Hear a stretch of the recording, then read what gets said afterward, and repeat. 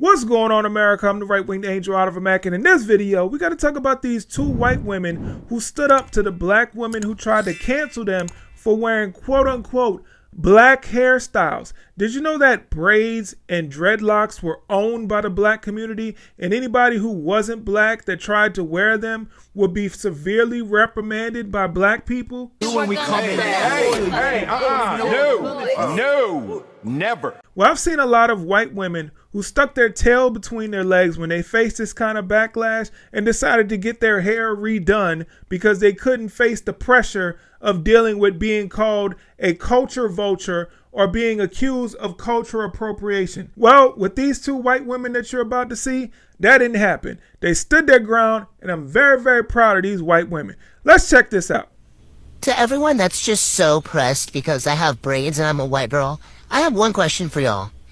Do you believe that cultures should be shared? And if the answer is no, why do you believe in segregation?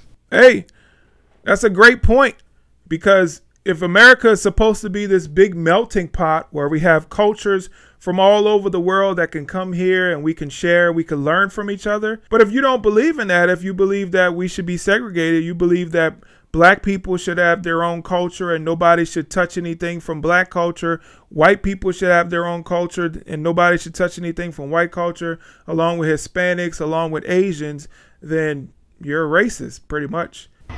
I just wanted to come on here and sincerely apologize to everyone who was offended by me having braids. I didn't think anyone would really care, but I've decided to cut them out because I think it's really disrespectful. Shut the fuck up! That's what y'all really wanted me to say, huh? That's how y'all want me to react to this shit. Look at him. Kiss my white ass.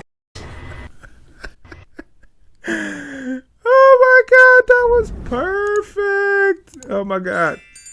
There's a lot of people that bow down to that pressure. They can't handle that pressure of being called a cultural appropriator or thinking that somebody's a quote unquote culture vulture.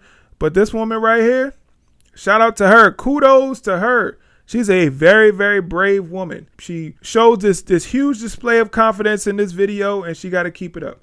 Check out this comment right here.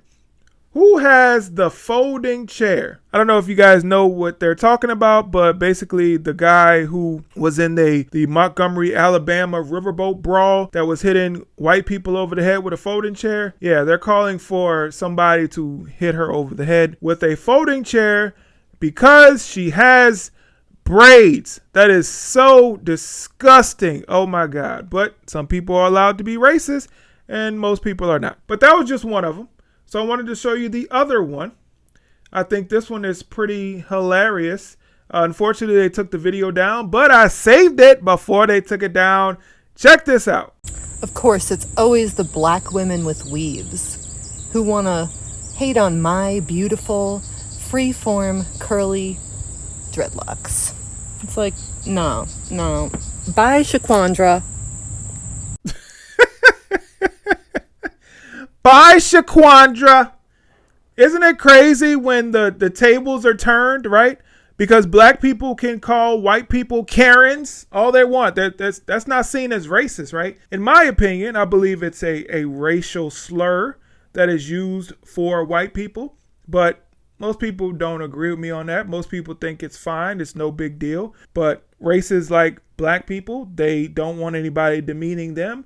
So you can call a white person a Karen, but a white person can't call black people who complain about everything that white people do a Shaquandra. It should be fair, right? If we want equality, if black people can call white people Karens, then white people should be able to call black people Shaquandras or Shaniquas or anything like that, any other typical black name. That's what equality looks like, and they don't want equality.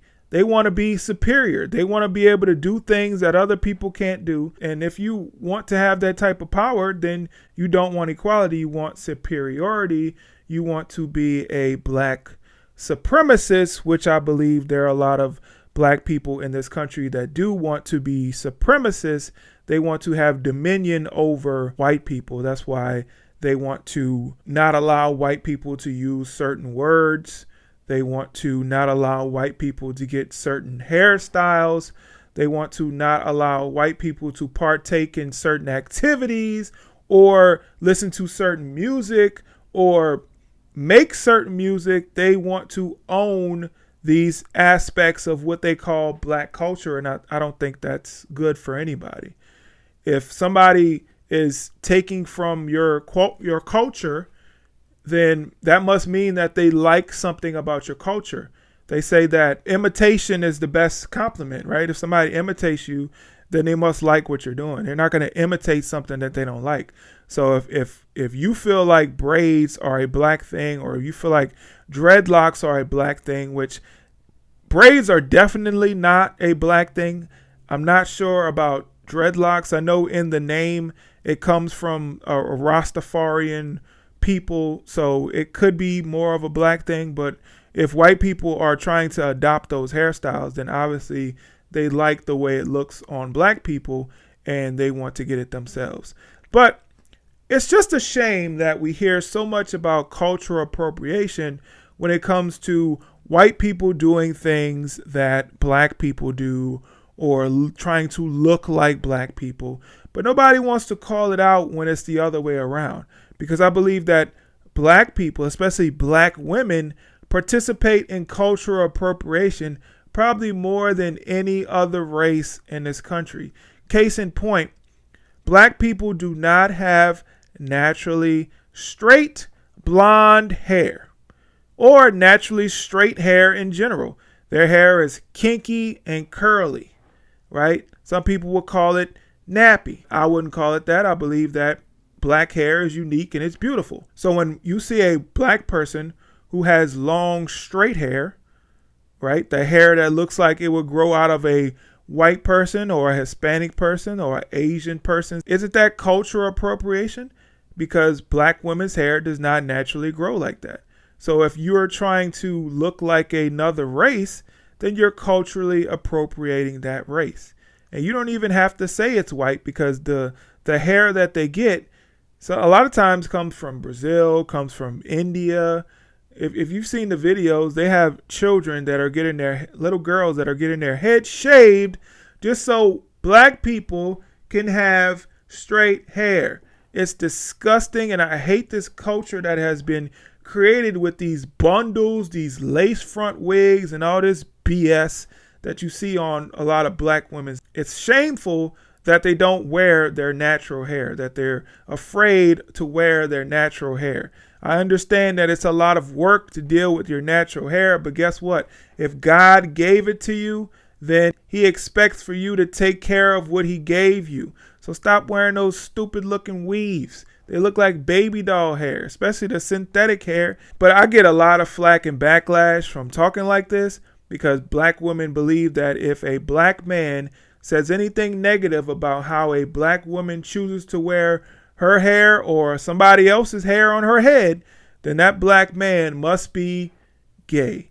And I am not gay. I have a wife and a child, and I encourage my own wife to wear her natural hair because I think it is beautiful, rather than her wearing somebody else's hair on top of her head.